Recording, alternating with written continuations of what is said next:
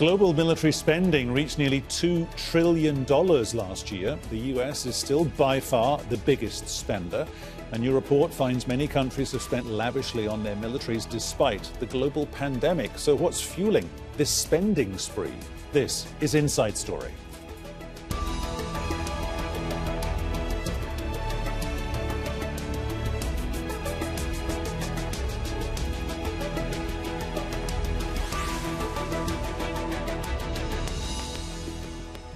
Hello and welcome to the programme. I'm Peter Dobbie. Now, one might think governments facing a global pandemic won't be tempted to spend much on buying weapons. One would be wrong. So despite the economic impact of COVID-19, military spending reached nearly $2 trillion last year. That's according to a report from the Stockholm International Peace Research Institute. It's an increase of 2.6% from 2019. The researchers have cautioned the trend might not be maintained for the second year of the pandemic. They say countries will likely take some time to adapt to the impact of this ongoing health emergency. But some nations, like Chile and South Korea, have already reallocated parts of their defence budgets to fight the pandemic. The Stockholm International Peace Research Institute says just 5 countries accounted for 62% of all global military spending last year.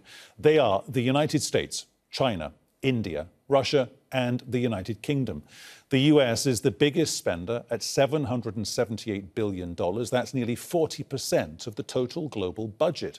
China came in second with $252 billion. Beijing has been increasing its spending for 26 years now. While Russia's military budget rose last year, it spent less than it had originally planned. Also, 12 NATO member states have hit their target of spending at least 2% of their respective GDPs on defence. But that's more to do with being nagged into it by the former US President Donald Trump.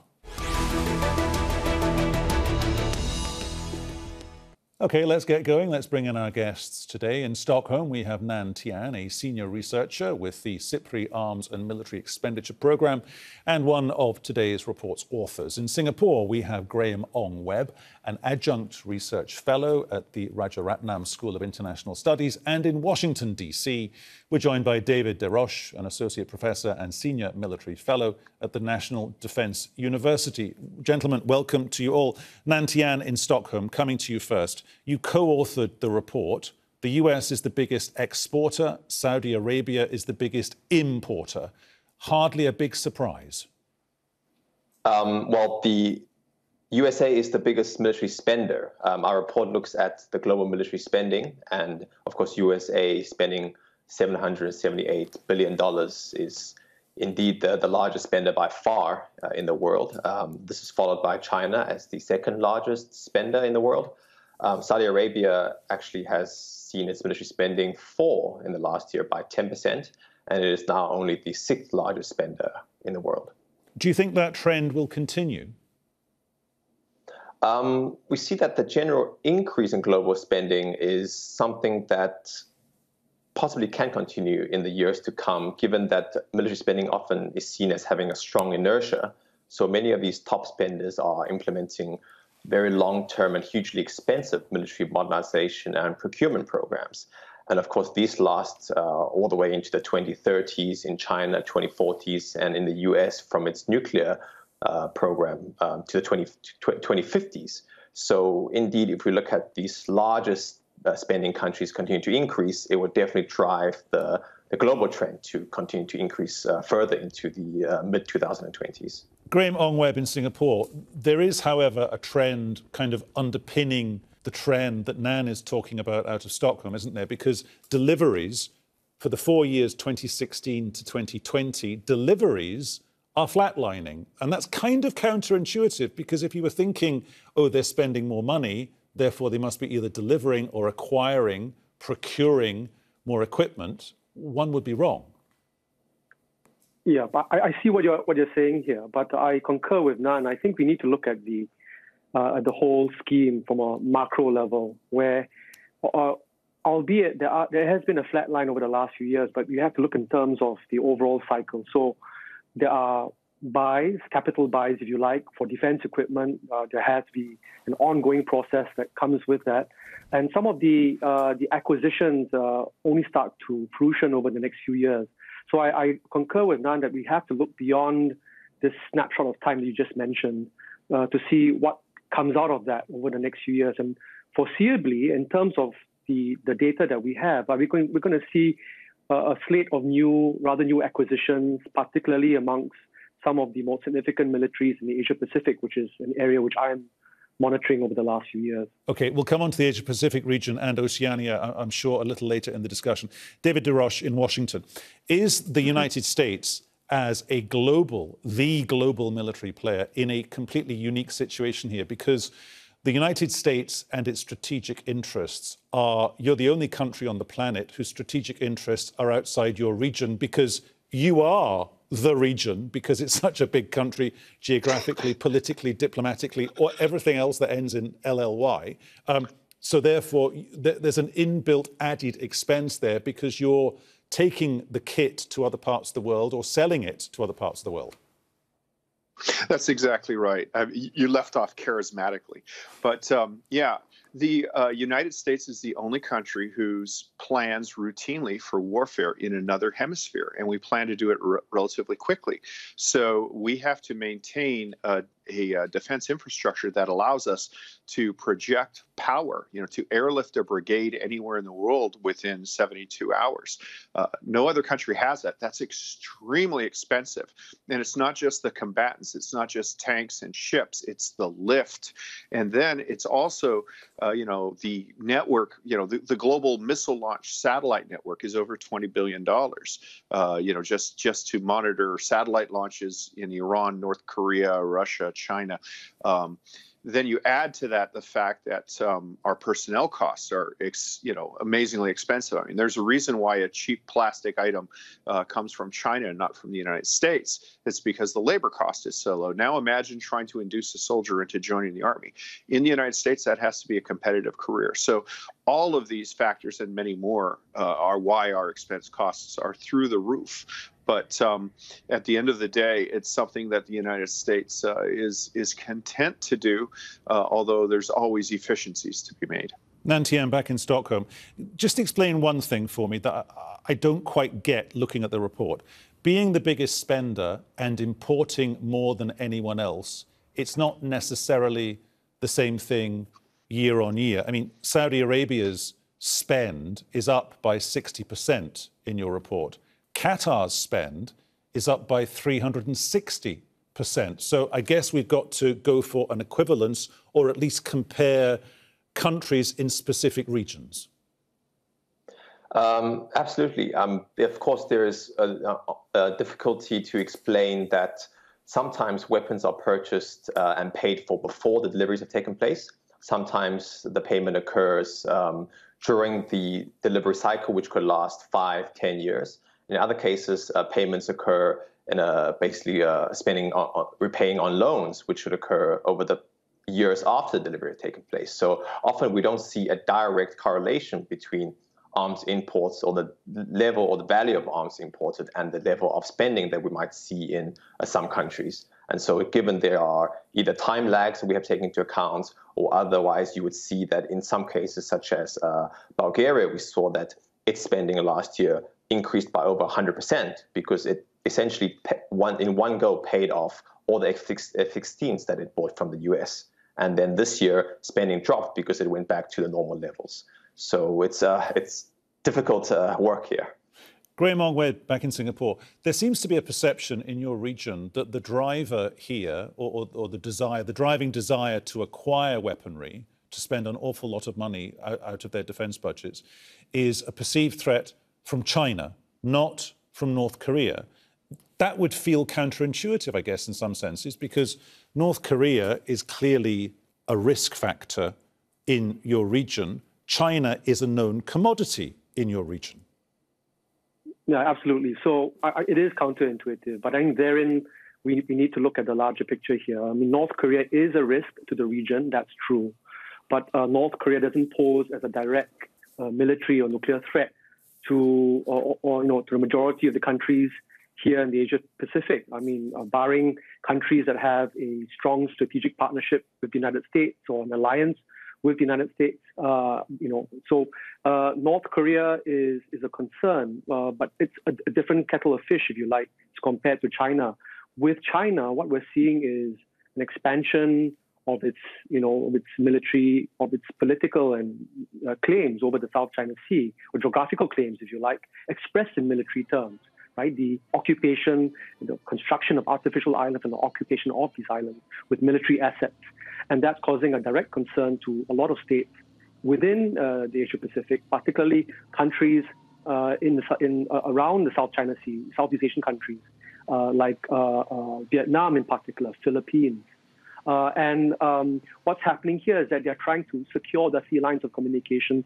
So this is expressed in terms of the modernization and expansion of naval assets, quite naturally so, in order to secure these maritime waterways from scenarios in which there could be altercations with Chinese vessels, or naval and commercial in nature, which could lead to an inadvertent escalation between parties. So that's really a significant concern. And defense commitments and investments are channeled towards those kinds of scenarios.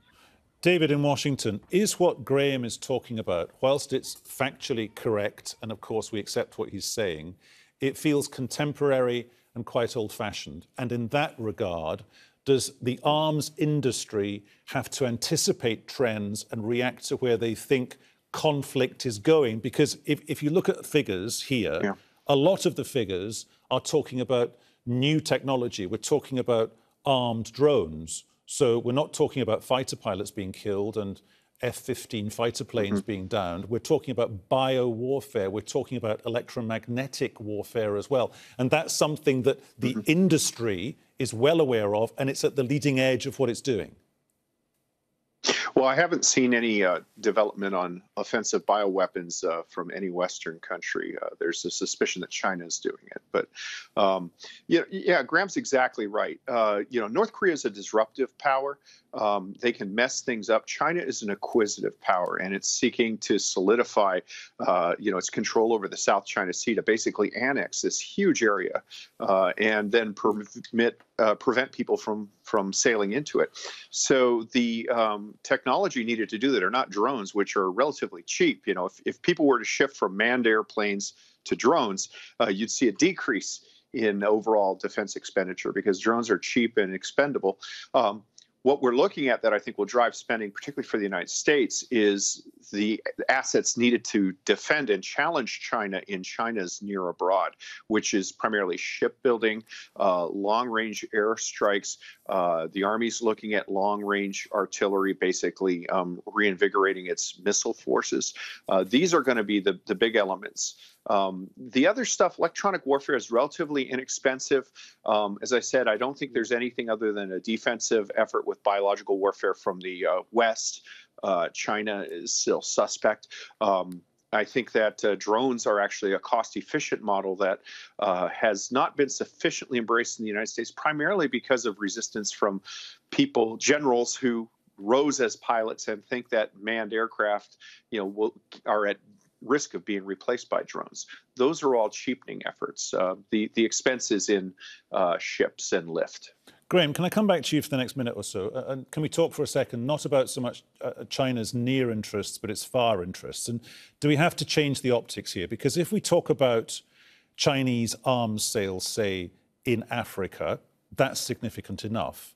But if we talk about Chinese arms sales and triangulate it with China's political influence and economic influence, that is hugely significant, surely, because China literally has a footprint in 51 of 54 African countries. It's almost like bits of Africa are becoming China light because that influence is underpinned by arms, weapons, and massively expensive infrastructure projects as well. Yeah, but I think you've hit the nail on the head when it comes to China's geopolitical foreign policy interests in the African region. Quite a different story there, where the Chinese defense industry is part of this overall strategic effort buy, well, not just buy friends in the African region, but also to, hold them down in terms of the loan repayments for the massive infrastructure that you talked about, and the defense procurement that African countries turn to China in terms of cheap defense resources on the global market. So I think, the intent there is quite different. But here, of course, it plays into China's hands in terms of shoring up, a greater presence in a part of the world which is still relatively being overlooked or ignored by the other powers. Nan Tian in Stockholm, going back to the bones of your report for a second, one area that you've looked into was Oceania, and there's a descending scale of India, Japan, South Korea and Australia.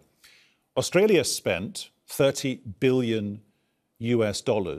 For the government in Canberra, who do we think they might feel threatened by? I mean, with all due respect to Australia, who would want to invade or start a war with Australia? I mean, are we talking about strategic kangaroo purposes here? I mean, are they going to claim Ayers Rock? Are they going to say, we've taken the Sydney Opera House? Lovely country, don't get me wrong, but unless you're talking about mineral rights, why go to war with Australia, and why should Australia feel threatened to the point of spending $30 billion?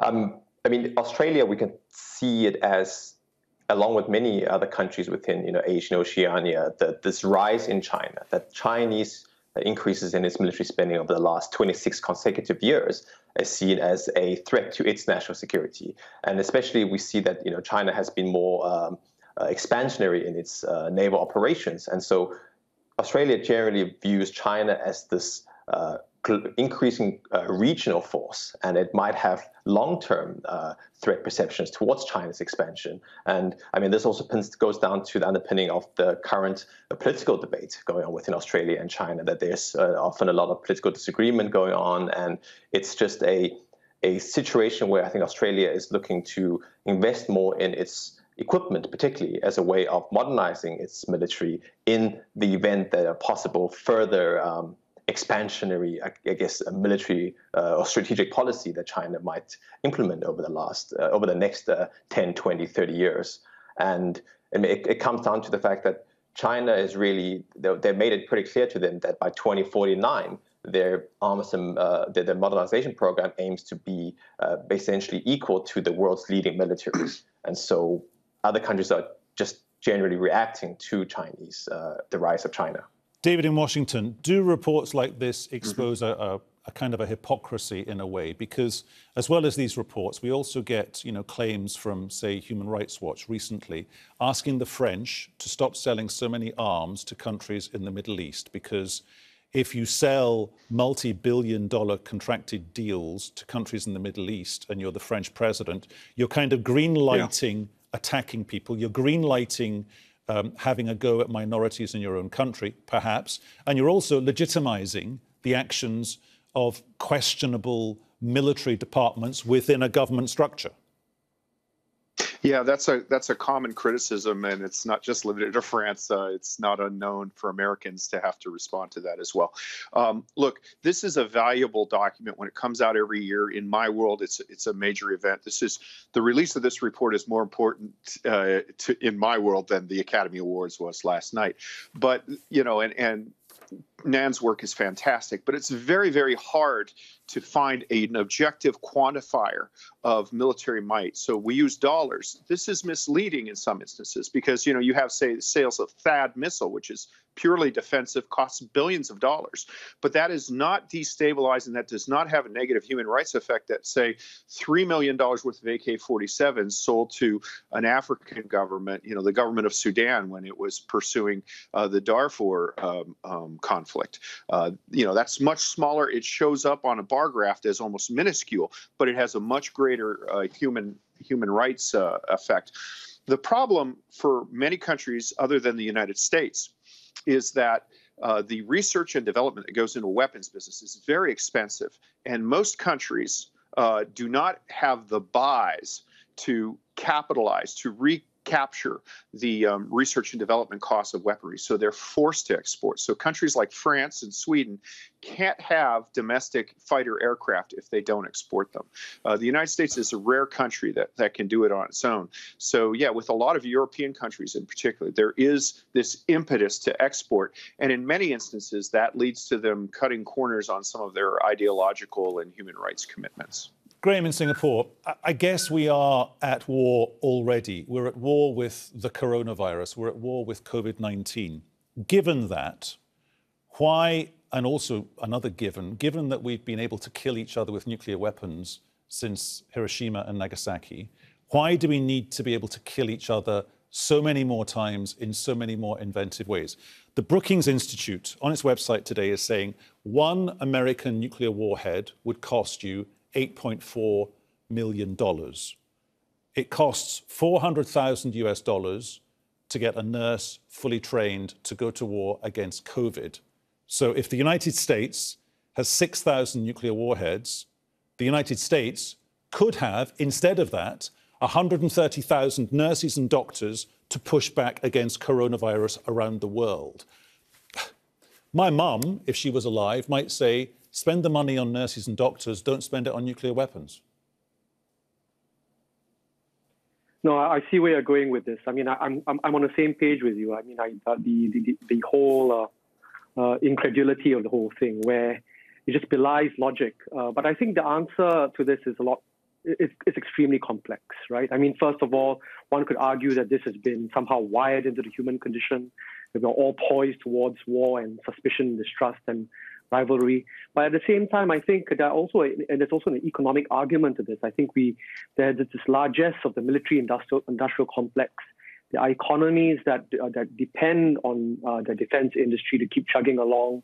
Dr. Nan Tian talked about this idea of inertia, which applies not just to long cycles of defense spending and procurement, acquisition, disposal, etc., but to also the fact that that people are highly dependent on these industries because so much has been invested in these industries, and they are sizable revenue generators. So I don't know. I sometimes think, like you, that we're heading towards a brick wall. I mean, this is a calamity waiting to happen with all the nuclear warheads that we're talking about, that alone, and all the conventional munitions and weapons that are being amassed by militaries across the world. I'm particularly concerned about the South China Sea. I think this prospect of an inadvertent conflict because of all the naval activity going on there is something that keeps many of us in the region awake at night. OK, Graham, thank you for that. Nan Tian in Stockholm. Nan, we're heading towards the end of the programme, so super briefly. Is there another dynamic here? And it's this. The defence industry will always find customers. There will always be, sooner or later, a military guy who takes off the uniform, stages a coup, says, I'm the president, I'm the prime minister, therefore I've got to go to somebody like a US arms supplier and start buying stuff.